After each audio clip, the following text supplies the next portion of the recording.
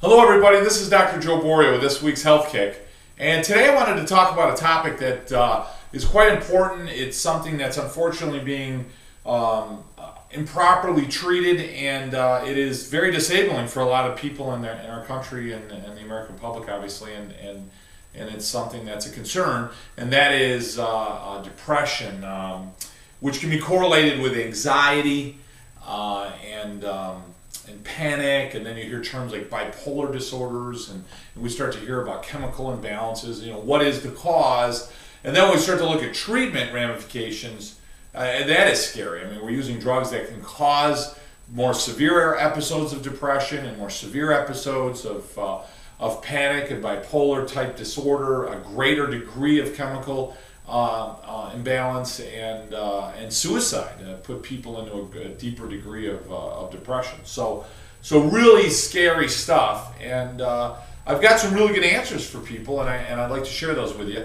We have to understand that there are chemicals in the brain that have been related to depression. The big one now, the buzzword, is serotonin.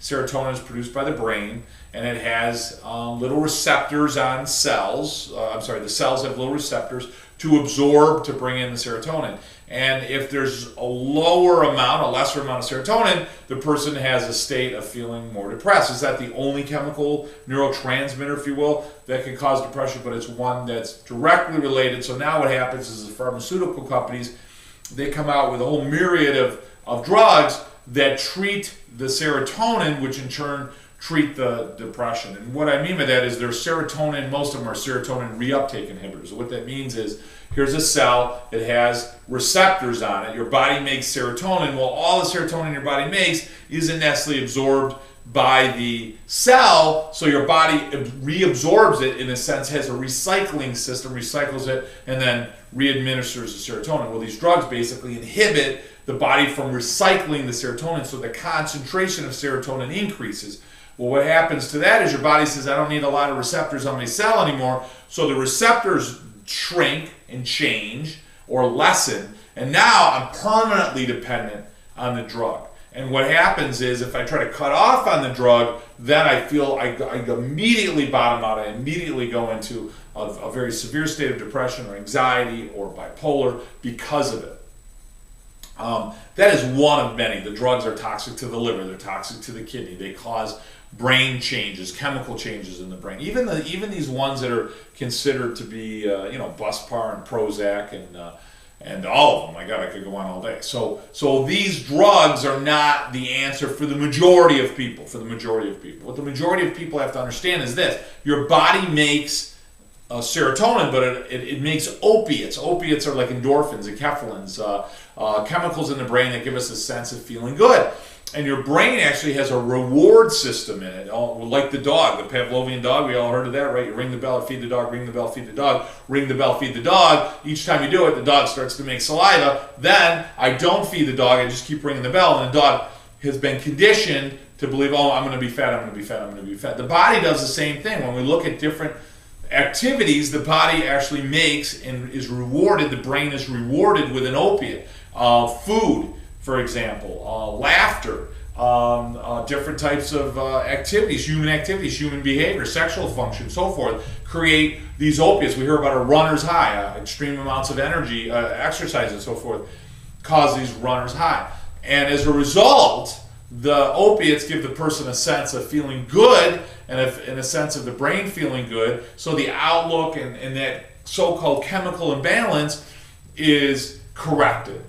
And now when we look at that, we look at all these new studies that are coming out, and they're showing, the Duke study is one, right? And then there's one out that was done, I think it was at Stanford. There's studies showing that, hey, if you move, exercise, if you go for a walk 30 minutes a day, okay, they showed that the people that exercised had a better correction, if that's the right word, or a better treatment of their depression than taking the drug, with no side effects. And just about everybody in the study benefited from the exercise, where not everybody benefits from the drug.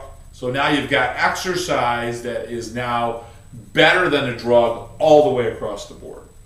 Why is that? Well, that's because the movement of the spine and stimulation of the nervous system. Okay, so think of your brain and spinal cord as a whole bunch of circuitry, like electrical wires. Okay, and when you move them, they start to spark or fire, if I could say it that way. Okay, and they're creating and generating like sparks and fire. Like think of Tesla, right? Creating sparks and fire, like one of those globes where you touch it and it's got all the electrical activity that goes through it, right?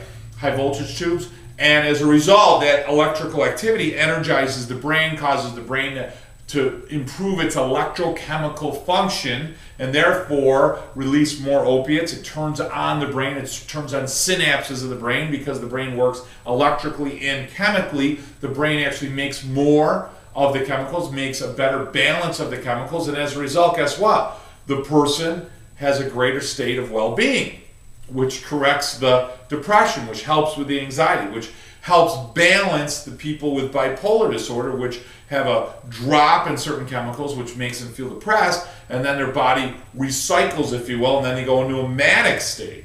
Where we all do this a little bit, but the fluctuation should be mild, not massive changes, which is what bipolar causes. So when you look at this, you can look at simple exercise is vital. So 30 minutes a day can greatly improve one's state, one's sense of feeling. Secondly, if you're not somebody that's so-called clinically depressed, by exercising and so forth, your outlook, your energy is going to be improved as well, so your mood would be enhanced. A second would be the essential nutrition. Now listen, your body's making chemicals to make the brain happy. And we look at our American diet, my God, you've heard me complain about it for years, white flour, white bread, processed sugars.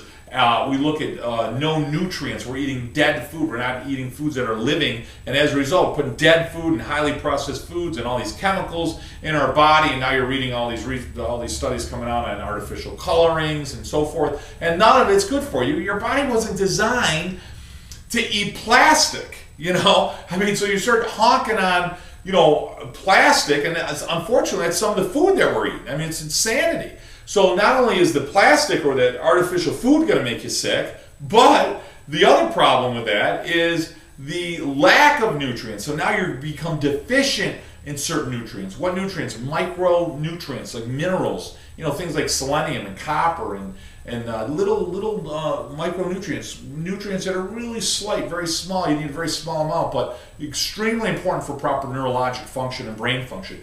Essential fats, EFAs, essential fatty acids, which would be your omega-3s and your omega-6 and your omega-9. We're very deficient in our omega-3s, and therefore the brain doesn't have the proper fats, the proper oils to make proper neurotransmitters, and that can make you depressed. They're also showing studies now to show our children with ADD and ADHD and so forth in their learning disabilities. So you want to get on a fish oil, make sure it's properly distilled and filtered, or a flaxseed oil, or oils that have those essential fatty acids in them. Really important for the body. So we talk about exercise, we talk about nutrients. We want to take a multivitamin with antioxidants and minerals. A multivitamin with antioxidants and minerals. Really important. Get a good one that's food-based. Now you take that and you take a good oil, and then you do some exercise.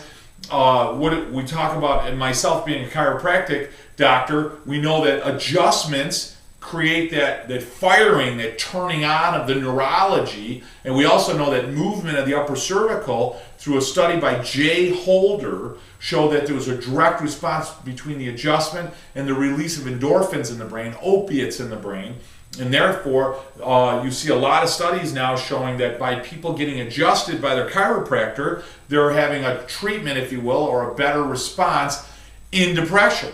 How does that work? It's through a direct response of adjusting the nervous system and removing interference, removing the loss of flow, taking a rheostat, a dimmer switch, and turning it on. And boy, you get all that energy, all that electrical energy, all that information that your brain and body are trying to communicate to each other. That helps. Now, the other one is important, is proper positive thinking. Now, that word has been so overused, or those words, that, think happy. That's really not what it means, yet that's exactly what it means. And what I mean by that is, it's very difficult for someone to say, hey guys, think more positively. It's not really constructive when you say that. So what does positive thinking mean? What positive thinking means is take a few things, what I would tell you, take 3 things that you're grateful for. I'm grateful for my kids. I'm grateful for my health. I'm grateful for my home. I'm grateful for my family. I'm grateful for a job that I love. I'm grateful to have people in my life that are really important to me,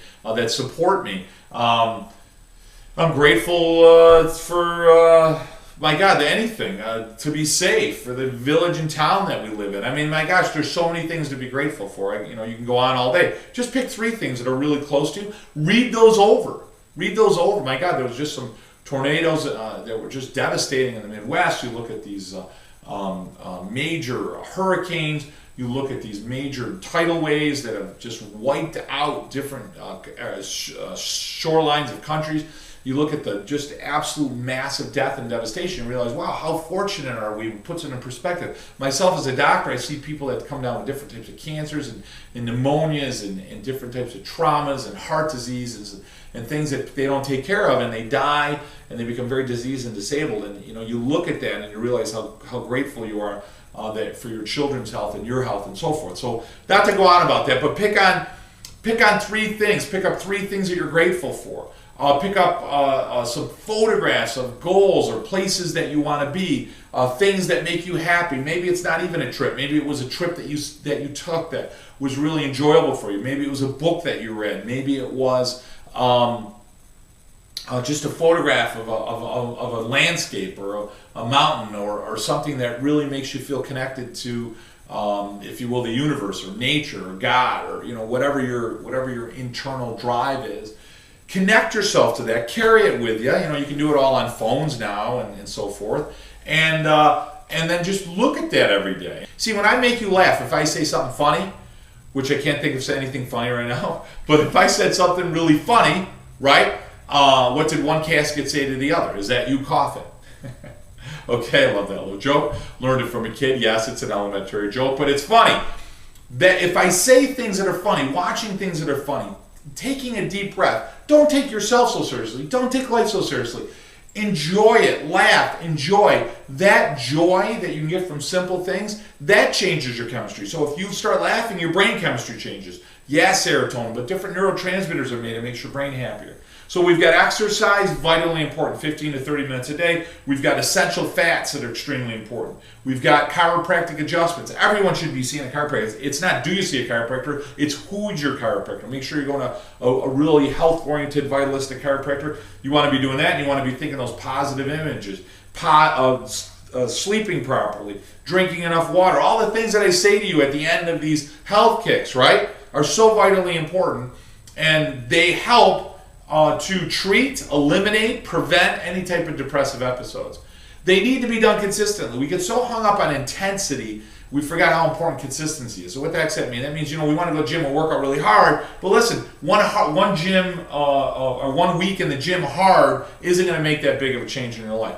Going in there less intense, but doing consistently for a year, man, that's going to make some massive changes in your health. That's the stuff I'm talking about. Guys, we're out of time. I love the input I get from all over the country. I would love for those people that are close, that find our health kicks informative and inspirational. I'd love to have you part of our practice. We'd certainly love to have you call the office for you and your children and your grandkids and your uncles and aunts and cousins and all those wonderful people in your life.